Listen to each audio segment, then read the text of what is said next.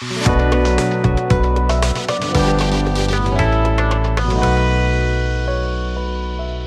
علیکم ناظرین، آج ہم آپ کے سامنے ایک اور نئی ویڈیو لے کر حاضر ہیں جو سب کے لیے بہت اہم اور بڑی مزیدار ہونے والی ہے۔ تو چلتے ہیں اپنی ویڈیو کو شروع کرتے ہیں۔ کسی گاؤں میں ایک نام کے چودھری صاحب رہتے تھے۔ ایک دن ان کے گھر میں بن بلائے مہمان آ گئے۔ بن بلائے مہمانوں کا سن کر چودھری صاحب ایک لمحے کے لیے حقے کا کاش لگانا بھول گئے۔ چودھری صاحب بہت غریب تھے، نام کے چودھری صاحب تھے، آمدنی بہت کم تھی، اخراجات بہت زیادہ تھے۔ کچھ ہی دیر کے بعد مہمان کمرے میں جا کر بیٹھ گئے۔ کچھ ہی دیر بعد چودھری صاحب باہر نکلے اور نوکر کو کھانا بنانے کا حکم دیا۔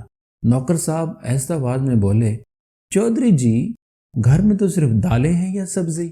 چودھری صاحب نے صحن کی طرف اشارہ کیا اور کہا کہ یہ مرغی کس کی پھر رہی ہے؟ نوکر بولے کہ یہ ہمسایوں کی ہے، دانہ دوں کا چگنے آ جاتی ہے۔ چودھری صاحب بولے یہ بیٹھیں کرنی آتی ہے یا دانہ دوں کا چگنے آتی ہے؟ پکڑو اس کو اور ذبح کرو اور کھانا بنانا شروع کر دو۔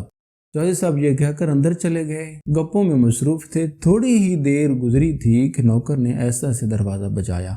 ڈرتے ڈرتے کہا، چودھری صاحب معذرت چاہتا ہوں، ذبح کرتے ہوئے مرغی کی گردن اتر گئی ہے اور اب وہ مرغی حرام ہو گئی۔ چودھری صاحب کا پارا ہائی ہو گیا اور بولے، الو کا پٹھا، وہ پہلے کون سا حلال تھی جو اب حرام ہو گئی ہے؟ پکاؤ کھانا، کیا حلال کیا حرام۔ نوکر صاحب چپ کر بنانا شروع کر دی۔ اس ساری بات کا نتیجہ یہ نکلتا ہے کہ وہ لوگ جو اپنی زندگی میں کسی غلط طریقے سے پیسے کماتے ہیں، کسی چوری سے، کسی کو لوٹ کر، کسی کے ساتھ فراڈ کر کے، کسی کو دھوکہ دے کے، کسی کو بیوقوف بنا کر، یا کسی کے ساتھ کسی چیز میں ملاوٹ کر کے، یا کسی بھی غلط طریقے سے پیسہ کما کر، جب وہ اپنے لیے حلال ذبیحہ یا کوئی اور بھی چیز خریدتے ہیں تو اس وقت بھی وہ حلال و حرام کا تکلف نہ کیا کریں، کیونکہ وہ پہلے ہی حرام ہو چکے ہیں۔ تو اسی طرح سے اگر آپ کے پیسے حرام کمائی کے ہیں تو اس سے آپ مرغی کا گوشت خریدو یا بکرے کا یا کسی اور جانور کا، کوئی فرق نہیں پڑتا۔ اس لیے ضروری یہ ہے کہ اپنے پیسے کو حلال ذرائع سے کمائیں، تو پھر آپ حلال و حرام کا بھی سوچیں۔